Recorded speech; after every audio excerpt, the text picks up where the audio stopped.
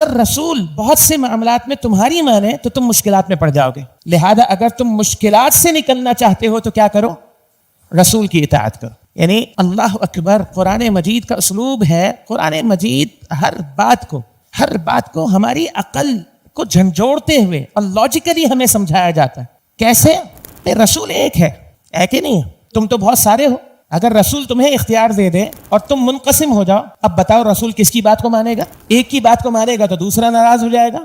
پھر دوسری بات ہے، اگر رسول تمہاری مانے کس بنیاد پر؟ نہ تمہیں غیب کا علم ہے، نہ تمہیں پتہ ہے مستقبل میں تمہارے لیے کیا بہتر ہے اور کیا بہتر نہیں ہے. بس اوقات تم ایک چیز سامنے دیکھ رہے ہو اور اس کو سامنے دیکھ کر تم ایک فیصلہ کر لو، لیکن اس کے پیچھے جو اس کے منفی اثرات ہیں تمہیں نہیں پتا کہ انجام کے اعتبار سے یہ تمہارا قدم اٹھانا بہتر ہے کہ نہیں ہے.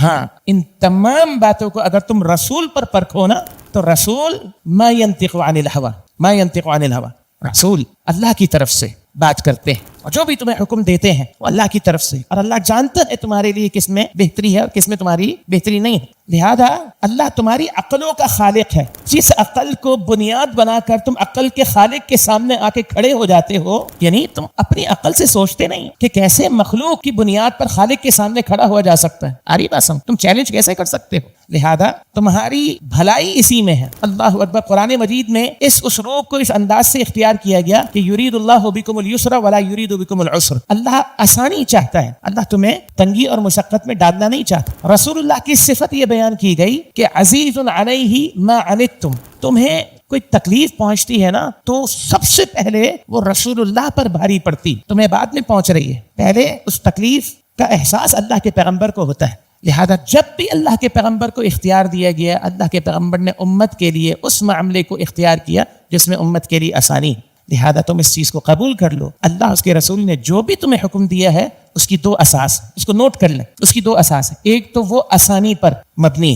بسا اوقات کسی عمل پر حکم یا کوئی پابندی ظاہری اعتبار سے آپ کو آسانی نہیں لگتی، لیکن اگر وہ پابندی اختیار نہ کی جائے تو اس کے نتیجے میں جو اثرات مرتب ہوں گے وہ تمہیں مشکلات میں ڈال دیں گے. لہذا اس مشکل سے نکالنے کے لیے اللہ نے تمہیں یہ پابندی تم پر لگائی، تمہیں یہ حکم دیا. لہذا کیا فرمایا کہ اگر رسول تمہاری بہت سے معاملات میں مان لیں تو تم مشکلات میں پڑ جاؤ. نتیجہ کیا ہے کہ نہیں، تم نے رسول کی اطاعت کرنی ہے تاکہ تم مشکلات سے باہر آ جاؤ. اب یہاں پر ایک سوال پیدا ہوتا ہے، یہاں تو کہا گیا بہت سے معاملات، تو کیا رسول کی اطاعت بہت سے معاملات میں کرنی ہے، سارے معاملات میں کرنی ہے؟ تو یہاں بہت سے معاملات کا مطلب کیا ہے؟ یہاں بہت سے معاملات کا مطلب ہے کہ ہاں، ہم نے رسول کو بھی یہ حکم دیا ہے کہ بعض دنیاوی اور تدبیری امور میں وہ تم سے مشورہ کرے، تمہاری مانے.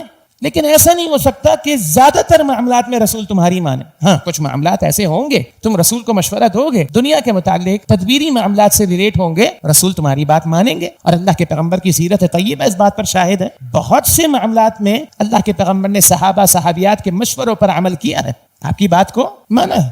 رسول کا جہاں تک معاملہ ہے تو معاملہ یہ ہے کہ وہ تم سے مشورہ کریں گے. وَشَاوِرْهُمْ فِي الْأَمْرِ وَأَمْرُهُمْ شُورَىٰ بَيْنَهُمْ، ٹھیک ہے، لیکن فیصلے کا اختیار رسول کے پاس ہوگا. لیکن تمہارے پاس یہ اختیار نہیں ہے کہ تم کسی ایک معاملے میں بھی رسول کی اطاعت سے انحراف کرو. تم نے سارے معاملات میں رسول کی ماننی ہے.